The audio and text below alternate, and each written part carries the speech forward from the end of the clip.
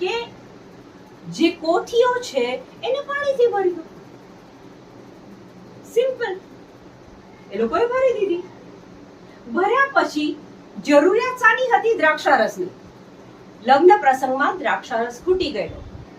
જ્યારે ઈસુનું કહ્યું કર્યું ત્યારે એક ગ્લાસ કોઈ પણ પ્રાર્થના વગર, કોઈ પણ બ્લેસિંગ વગર, કોઈ પણ કશું જ બોલ્યા વગર ઈસુના કહ્યા પ્રમાણે પાણી ભર્યું હતું. એ પાણી હવે દ્રાક્ષારસ બની ગયું છે. એટલે કે તમારા જીવનમાં જે કોઈ બાબતની કમી છે, કોઈ લગ્ન માટે પાત્ર શોધે છે, કોઈ બીમાર વ્યક્તિ માટે સાજાપણું આજે અહીંયા સાજાપણાની પ્રાર્થના માટે આવ્યું છે, કે કોઈ વ્યક્તિને રાત્રે ઊંઘ નથી આવતી, એનું કહ્યું કરજો.